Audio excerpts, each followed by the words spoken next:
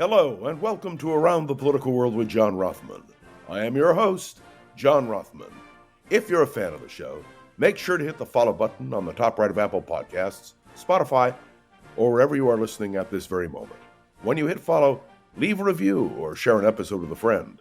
It helps other people discover the show, keeps us going, and as I like to point out each and every day, it expands our base. I am going to use a shotgun approach this morning, and I hate to use that term in light of the violence which took place in Minnesota. But this morning there are a number of issues which I want to address, hit square with you on this podcast. First, the shootings in Minnesota. The tragedy there is clear and precise, and yet nothing is said, nothing is done by those in the Republican Party about continuing gun violence. There are simple procedures, simple things that could be done which would not necessarily end gun violence, but might impede those who have delusions, and yes, who commit these atrocities. This is something of a national crisis. We are number one in the world when it comes to gun violence and school shootings. Hardly a distinction that we in the United States of America want. Don't you agree? And this morning, Donald Trump, who we are told by J.D. Vance has no enemies list, and we are told by many that there is no revenge involved in what Donald Trump does. This morning, Donald Trump chose to announce in the coming week the suspension of Secret Service protection for former Vice President Kamala Harris. Clearly, it is inappropriate to leave Kamala Harris at this moment with no protection. She's about to begin a national tour for her book, and she will have exposure to innumerable crowds, people who want to see her and talk to her. And now is the time when Donald Trump chooses to suspend the Secret Service protection, which I hasten to point out was extended by former President Joe Biden, because he understood the implications of a woman, an African American, a defeated candidate for President of the United States. What Donald Trump has done is inexcusable. And speaking of inexcusable, 5 members of the Department of Health and Human Services have resigned in protest of the decision of Robert F. Kennedy Jr. and Donald Trump to fire the newly appointed and now removed director of the CDC. There is a serious question which must be posed. Why is this president so anti-science? Speaking of anti-science, and by the way, I look forward to the day when the CDC is restored to its preeminent place of trust, hardly a place where it is now. But speaking of science, remember that the Trump administration denies global warming. All you need to do is to take a look at the number of forest fires and the number of heat-related incidents that have occurred in the United States that, frankly, are becoming a clear and present danger. Oh yes, it's not just the United States, it's Europe, and yes, the world, that is now feeling the impact of a warming climate. Do you think that the Trump administration is acting appropriately in terms of this mounting crisis?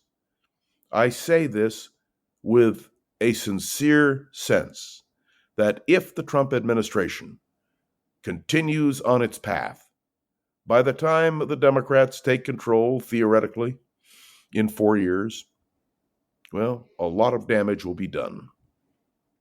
And that's not all.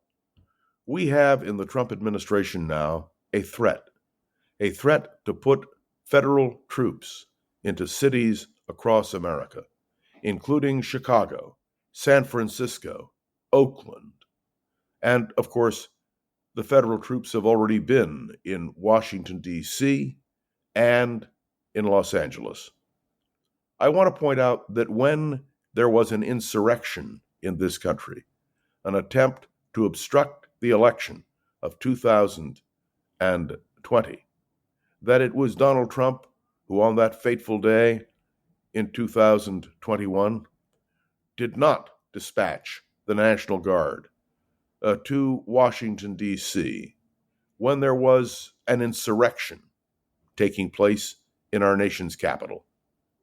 One wonders about the priorities of Donald Trump, particularly as the threat to American democracy is real. And can you imagine a president of the United States drawing a map for redistricting in the state of Texas? And of course, Governor Abbott reflecting his support for Donald Trump, and the Republican legislature moved immediately to adopt the president's own map proposal. There is something wrong when Donald Trump, as President of the United States, is able to exert that kind of power on a political party that certainly knows better. You can imagine if the shoe were on the other foot, the outcry that would take place. I want to leave what we are doing in terms of the United States, although who knows where we'll be by Monday. Labor Day, I might point out. But I want, for a moment, to reflect with you on what's happening in Ukraine. Do you remember the high hopes? I was in Europe a few weeks ago when the high hopes of peace, or at least a ceasefire in Ukraine, seemed real. And have you noticed? The Russians are stepping up their attacks. And did you hear President Trump's response? That he was not surprised. Remember, Donald Trump is the guy who said that because of his friendship with Vladimir Putin, if he were president, he would be able to take care of this matter quickly and precisely. Clearly, Donald Trump was not able to do that and is not able to do that. And so the tragedy continues in Ukraine and can be felt, frankly, in Europe and across the world. The whole world is watching, and Putin cannot be stopped. I was asked the other day why it is that there is such a reluctance to face Putin militarily. And the answer is the nuclear threat. Putin and his minions have threatened repeatedly to use nuclear weapons in this conflict. For Europe, that would be a disaster, and indeed for the world, it would be a disaster.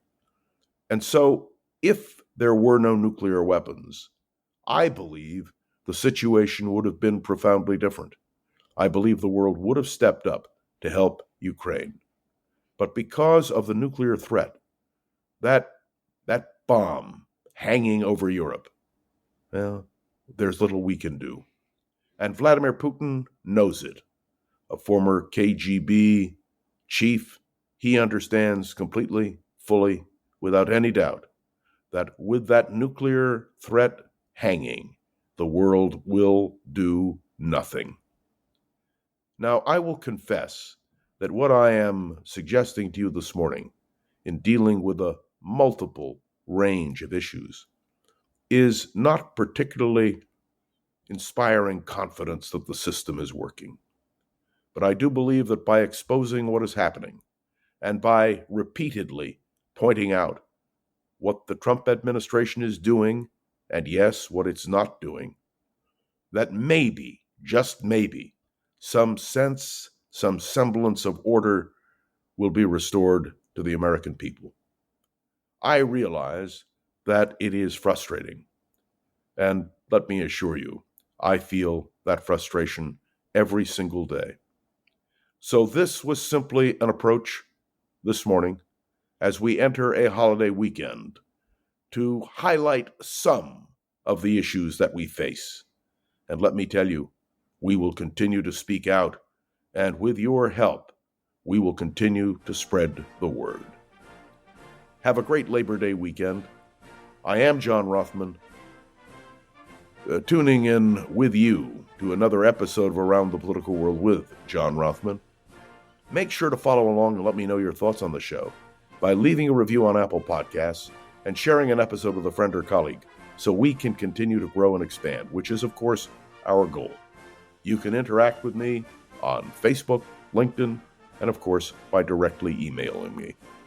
And I want to say a special word of thanks to Gogo Zoger, the wonderful producer of this podcast. We will be back on Monday. It may be Labor Day, but we are going to labor, if you will, to keep all of us informed. So tune in Monday, have a wonderful Labor Day weekend, and remember, Around the Political World with John Rothman tries to point these things out. Hope we succeed, and please do spread the word. See you on Monday.